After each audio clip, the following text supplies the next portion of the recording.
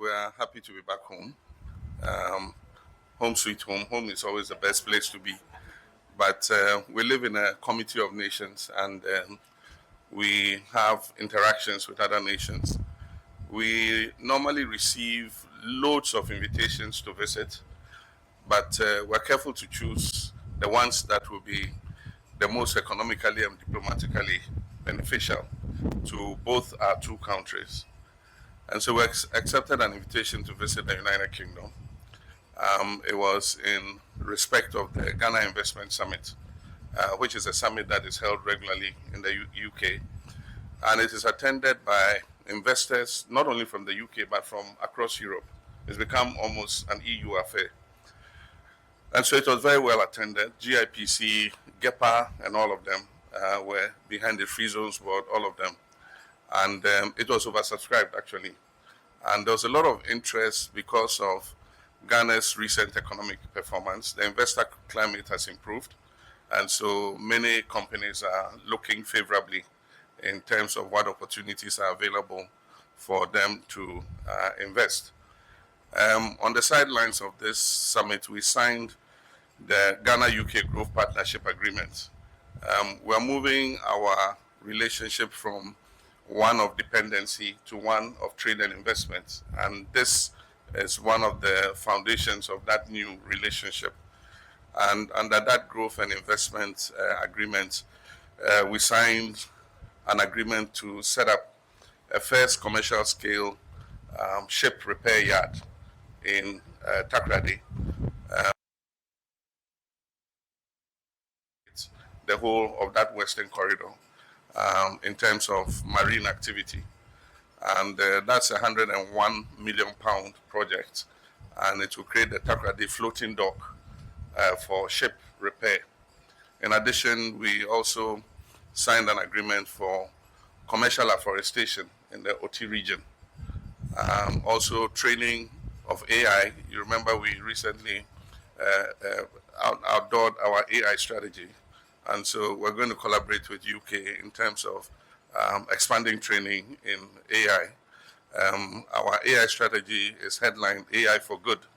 And so we'll work together to make sure that AI is beneficial to Ghana. There's also a component for training clinical healthcare engineers to man biomedical equipment. One of our major setbacks has been that anytime we purchase biomedical equipment, their maintenance and repair has been a major problem. So you provide it to the hospital and in a year or two it's broken down. And so that's one area we're going to focus training for engineers to be able to maintain our biomedical equipment. We had a bilateral meeting with Prime Minister Keir Starmer.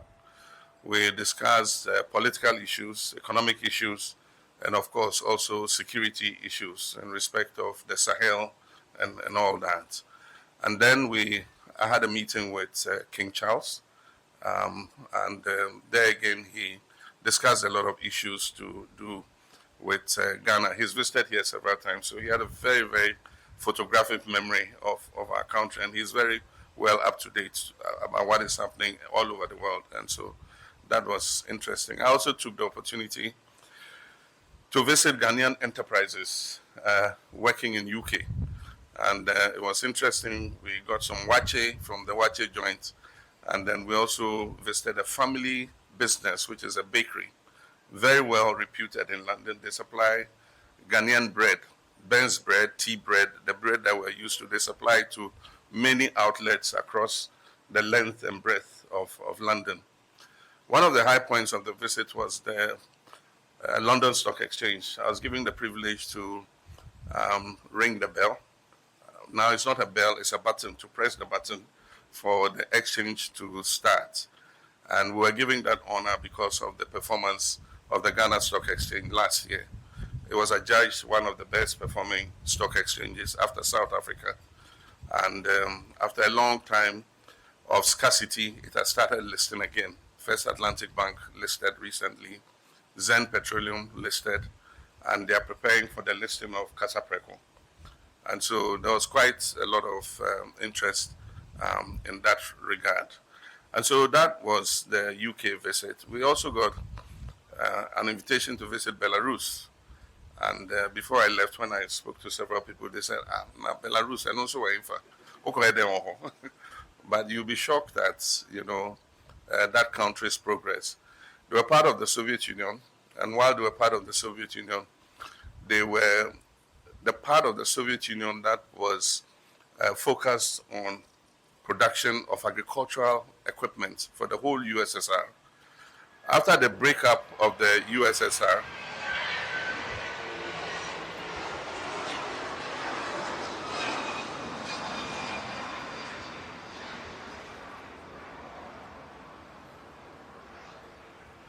that's an occupational hazard at the airport.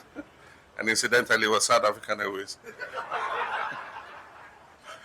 And so after the breakup of the Soviet Union, they maintained the competence of building first-class agricultural equipment.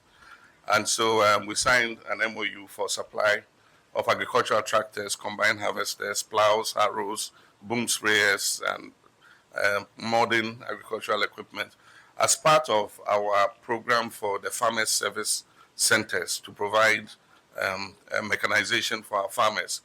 But not only that, they are looking at the whole value chain. So they say it's not enough to have good equipment.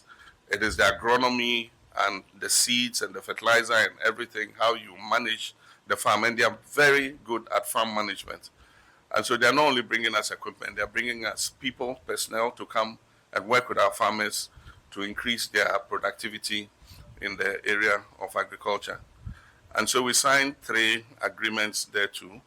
One on agricultural cooperation, another one on a joint economic commission, and a third one on trade.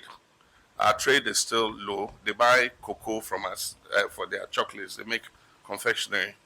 And we also buy some wood products and agricultural material like fertilizers and other things from them. And so they want to see how we can work together to increase the trading amongst ourselves. And so that was Belarus. I had a bilateral with the president, President Lukashenko, and he was very warm. And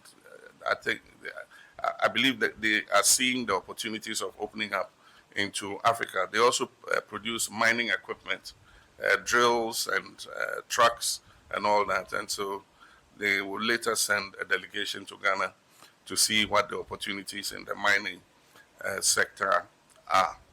And so overall, it was a very successful visit. And we are not just signing those MOUs, we also signed a visa waiver agreement with them. And so we're not just signing MOUs, we're working to make sure that whatever we discussed and whatever we signed on to is made into a reality. While we've been away, we've been following what's been happening, and I want to thank Vice President Nana for her proactiveness in terms of visiting a lot of the places that were affected by the floods and also the recent collapse of structures, buildings that lead to deaths. This is an issue that we need to really, as a nation, do some hard searching. And I'm happy Nana explained that this discipline must stop. Our values are eroded. We don't care anymore. When it's raining, it's the time for us to pour our garbage in the drain. And we think that we've disposed of it. Yes, you've disposed of it from your house, but it won't go far. It will go and get choked with the garbage from all the other houses. And when the rains come, it will back up into your house.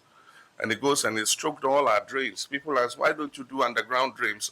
The underground drains are choked with plastics, the food packaging, those styrofoam things that we buy our food in. After we eat, we just dump it in the drains. It's choked all the underground drains.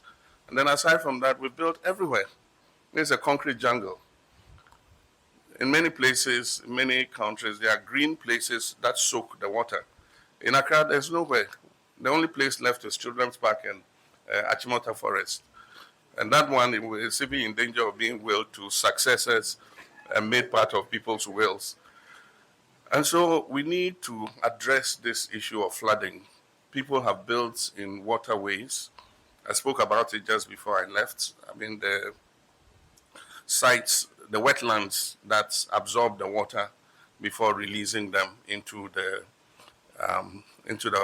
Atlantic Ocean are being constricted because people are filling and building and then reducing the volume of water it can contain. If that happens, then if it can't contain that volume of water, then it backs up and it floods everybody's house. And so when the Greater Accra Regional Minister and her team go and they are demolishing houses built in the wetlands, people say government is inhumane, but it's also partly the fault of those who sell those lands. Those lands are not supposed to be sold. And then also partly the fault of our assemblies and the officers who grant the permits. If anybody brings a house that is in a restricted area, which is a waterway, it's not supposed to be sold. And so you should not sign the permit for them to build. But some of the houses have building permits. How did they get them? So we have to do some soul searching. And I think government must be firm in doing what it has to do in order that we stop this perennial flood issue. We shouldn't be like the vulture who says he will repair his roof when the rain stops. When the rain stops, then we forget about it. The vulture forgets until the next rain comes, and he promises again to repair the roof. This time, if we repair the roof, we have to really work and repair it. Incidentally, this year too, the rains have been unusually heavy, and that is why we're seeing the extent of flooding that we're seeing. In other years, the rainfall is not as heavy. This one started in May and has continued all the way into June.